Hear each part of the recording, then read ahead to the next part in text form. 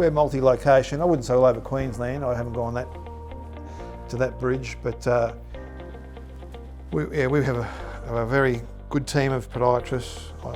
I believe well mentored, and our primary goal is quality care. Quality care, quality care. Yeah, I'm very, very proud of what we've been able to build.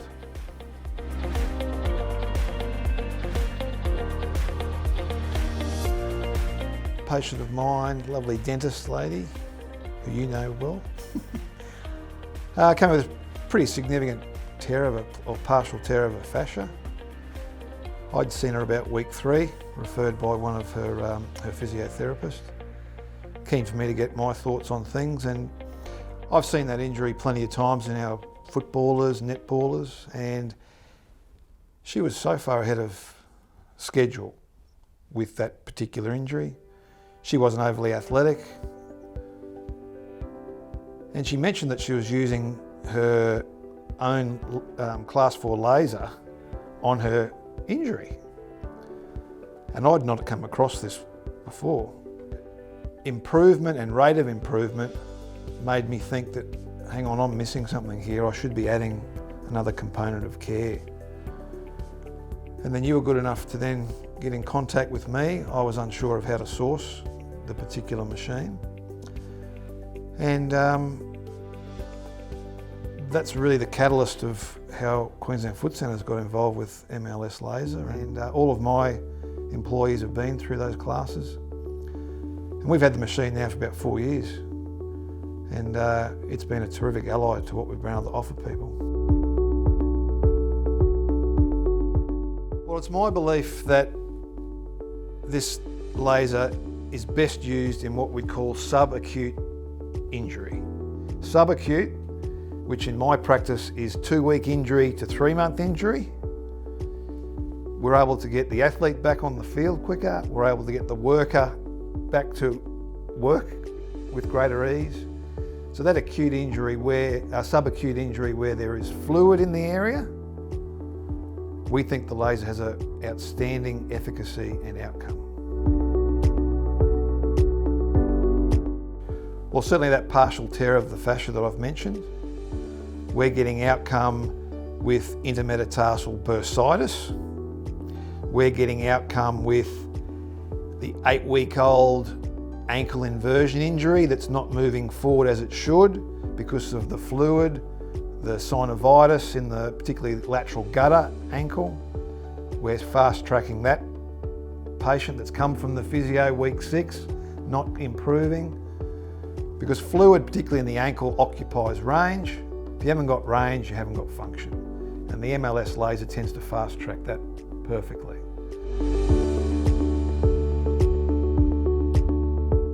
We've worked out 2 sessions a week over 3 weeks is gold standard. Ideally, those 2 sessions should be close to back-to-back. Monday, Wednesday, Wednesday, Friday, that sort of arrangement. At week 6, we evaluate patient. We then make a judgment whether more laser is required. We generally don't see people every week in podiatry. With the laser, our compliance to what the patient is doing has been a massive help to the management, because with the laser, you're actually having to see them consistently in that subacute phase. Outcomes are better, resolution's higher. That's been an add-on effect of the laser. Every patient wants to get fixed and get going. We're all about that. But to be able to improve their return back to sport or work, that's the real win. So we're finding now referral, strictly for laser referral, 30% GP, 30% physio, 40% word of mouth. Yeah. So these are patients coming to us saying, oh, I've been told I think I need the laser. This is not us saying, as part of management, you need laser. They're coming with a background of, I think the laser's needed. That's significant. Without a doubt, partial tear of plantar fascia So those physio referrals that I'm getting with the patient coming to see me saying I need laser, they're coming because that physio's seen other patients I've treated with the partial fascial tear. So instead of 6 to 8 weeks, they're 5 weeks. Now, that might not seem a lot, but it's a big help, particularly for a sports person. Some partial tears need to be moon booted. That too is the adjunctive of the laser. Moon boot off, laser up, and that just fast tracks that healing. And I'm sure the laser helps reabsorb interstitial fluid better than any other modality. Oh look, we're still selective on who we put the laser under.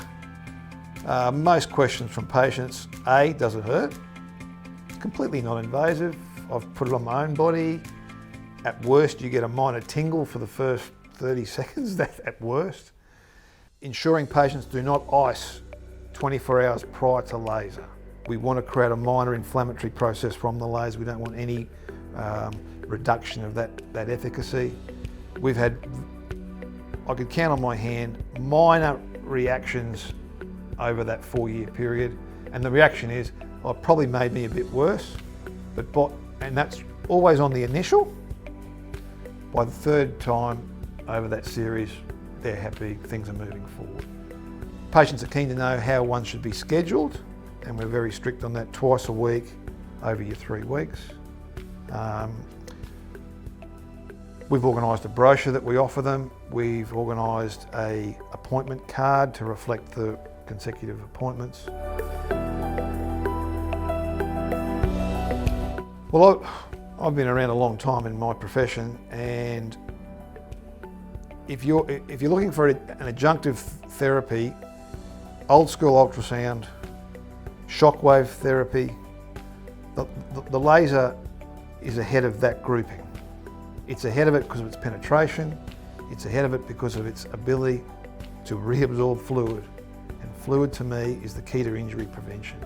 So I would be completely proactive and positive with any peer of mine saying, Nathan, you think what's your take on this thing? With every confidence, I would be saying, look at it. It's a help to your patient. It's certainly a help from a business perspective, and I think it's given me more credibility.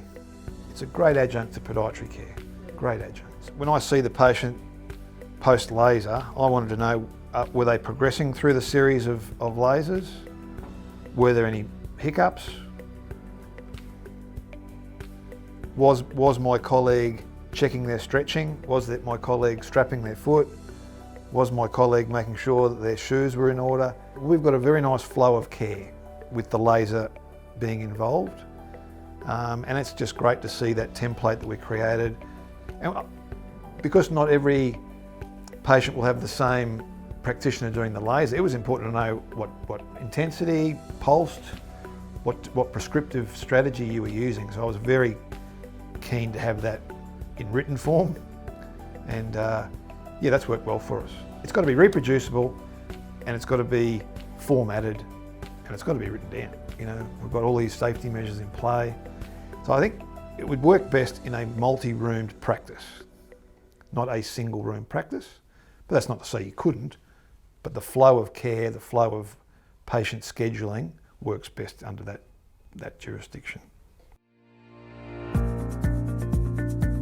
Well, outcomes are certainly, the highlight is reduced time in the mechanism of injury. Back to that fluid reabsorption and that picking of pathology for the right patient, right pathology for the laser. Subacute, we believe, is the best pathology. 2 weeks to 3 months will fast track care. We've had 3 or 4 years with this machine, and I can say that categorically, it fast tracks care in that correct timeline. Well, we were the first to have it. We pioneered this technology. And then I explained to them that it's non-invasive. I explained to them that it's pain-free. I explained to them there's no post-laser malaise or concern. and I explain to them how best to get an outcome regarding scheduling. I would then give them our in-clinic brochure. They can do their own reading on it, and I would give them our little scheduling card as well, and they would then follow through and make their appointments from that. I've got to say, this is at least 70% of patients would be going through an improvement in shoe choice, an orthotic prescription, exercise prescription. We can check on that throughout that laser scheduling, and then I would generally review my patient week 8, week 10 to ensure that they're moving in the right direction. And that would be a general overview of how I'd be discussing my care with my patient.